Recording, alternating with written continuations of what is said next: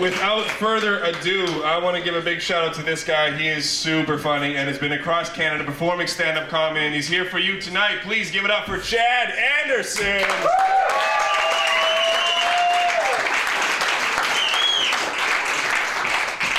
Round of applause for Tim Gray, ladies and gentlemen. It's the last time Tim will live host this show, and it's pretty good news for me. Guys, thank you for coming out. I'd like to, because this is a special show for us, I'd just like to take a minute and just like maybe bring it down a notch, and recite a verse from one of the greatest female poets of my generation. This lady is just special to me, and this verse means a lot, and I hope you guys enjoy it. Jesus.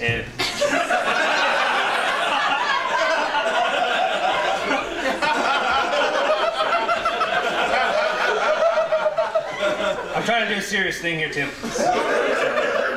Once again, this is one of the greatest female poets of my generation, at least I think so. And the verse goes like this. Is it worth it? Let me work it. I'll put my thing down, flip it, then reverse it. It's your feminine in a minute.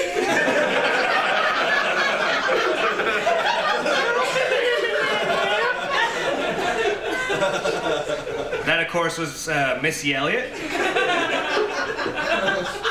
That song came out over a decade ago, and those last two lines, I still have no idea what she's saying. It's your feminine, yeah. What? You might call it a mystery Elliott. I wasn't gonna do it, I did it! That's probably the smartest joke I've ever written in my life. Like, as far as comedy goes, you guys, that was it for you. You're never gonna hear anything better. Some of you were on board and some of you weren't. And you need to get more on board with it. Because on so many fucking levels was that intelligent, you guys. And god damn it if I'll stand here and not have everyone laugh at it. Like, this lady gets it. The rest of you, where the fuck were you on it? Thinking about it, it's hitting you now. You're like, oh, it's a pun.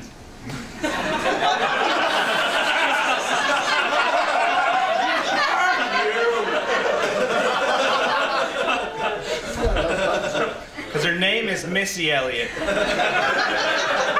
And then I took the word mystery and replaced it with Missy. And therein lies the intelligence and humor. That one was for me.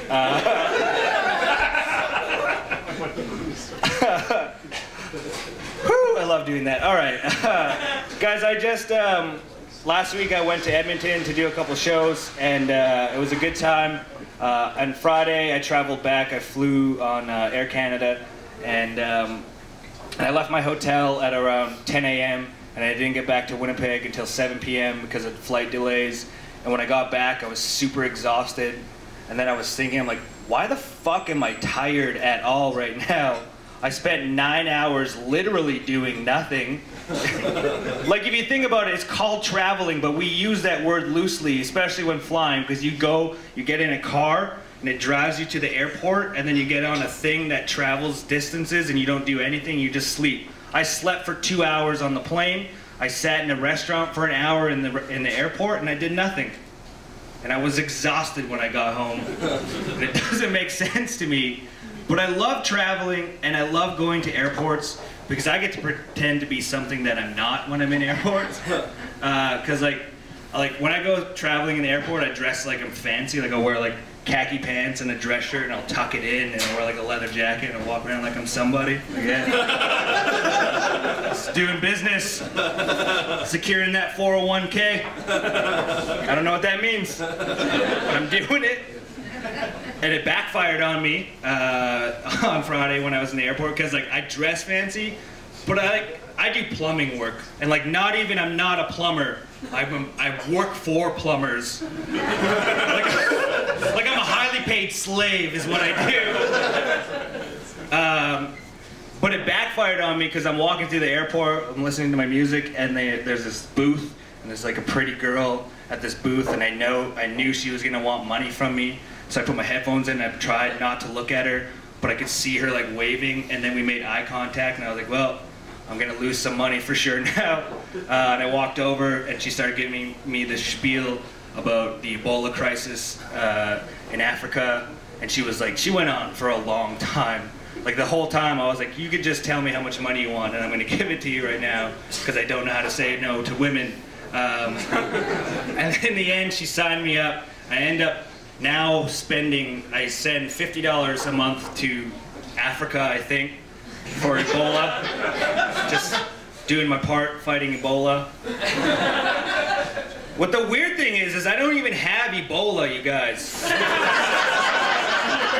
Nor do I have $50 a month to send to Africa. I've been down this road before with kids in Africa, supporting them. It was $30 a month, and I flaked like a deadbeat dad so bad. Who knows what little Tadla's up to these days? They stopped sending me pictures because I stopped sending money.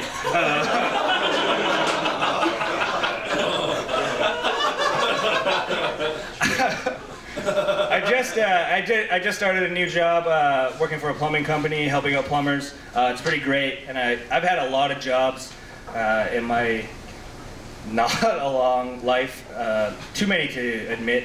And I was thinking about it the other day, and most recently, before I got this new job, I was working for a duct and furnace cleaning company. And I had I ran the crew, and I had a lot of helpers. I was thinking of how many of these guys were just horrible human beings. Like this one guy, the first guy I ever worked for in this company was just the worst person I've ever met in my life. Like if I could sum him up for you guys, just picture every white dude you've ever met wearing a Fox Racing hat and put them all into one person, and that was this guy. Like just the worst human being on earth. And the first thing this guy says to me in the morning on our first day working together, he goes, "Oh man, so fucking tired last night." And I started on a Wednesday. I'm like, "Oh, what'd you do?" He's like, "Went to a wedding, took a married chick home." I'm like, "Cool, I guess, I don't know." First of all, who gets married on a Tuesday night in August? I call bullshit on the story already. And then we started talking about like relationships, and he was like, "Yeah, actually I was engaged for 5 years, broke it off though." I'm like, "Oh, what happened?" He's like, "Well, I wanted to buy this new dirt bike, right? And my fiance said to me, 'Listen, Brian, it's either me or fast cars and dirt bikes. Guess which one I chose?'" I'm like, "I'm not gonna guess. It's fast cars and dirt bikes all day for you, Brian." The Fox Racing hat gave it away big time. Gave it away big time. He was just absolutely the worst. And then the last guy that I worked with, he called in sick most recently, and like I'm the king of calling in sick, and this guy, like I know, just go gross out. No one will ask questions like explosive diarrhea. No one's gonna like ask for proof of that, right? No one's gonna ask questions, but this guy called in sick, and he's like, "Hey Chad, I'm not gonna make it to work today." And I was like, "Oh, why not, Brian?" Or so it was Scott. "Why not, Scott?" And he's like, "Oh, my balls are swollen." Like that's gross, but it's also super interesting to me. Like I'm always gonna ask questions about that. And so the next day he came in, I'm like, "Oh, what happened, man? How come your balls are swollen?" He's like, "I don't know."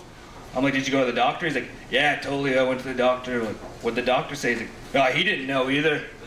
I'm like, "You need to have a backstory for this because it's really interesting, and we're always gonna ask questions." And I'm like, "Well, did the doctor like give you like something to help with the swelling?" He's like, "Oh yeah." I'm like, "Oh, what did he say?" "Just told me to go home and rub one out." 8 years of medical school, that was his diagnosis. Just go rub one out. Wrote up a prescription, take this to the pharmacy, they'll know what to do with you. And finally, my first job ever when I was 14, I worked at a Dairy Queen back home in the Paw, and embarrassingly, that was also the longest job I've ever held down for 3 years. And I was thinking about that job, and it was so funny because I grew up playing hockey and like football, not football because that was bullshit. I don't know why I said it. It was a small town. We couldn't afford football, but we had hockey, and all my hockey buddies would make fun of me when I worked at Dairy Queen. Like, oh, you got a chick job, making ice cream with chicks. I'm like, yeah, but do you see all the hot chicks I work with? They're like, that's a good point, man. How many of you scored? I'm like, oh no, none of them. I work at Dairy Queen. But when other guys score them, I'm the first to know. So, like when Ashley lost her virginity to Jimmy, guess who the first guy to know was?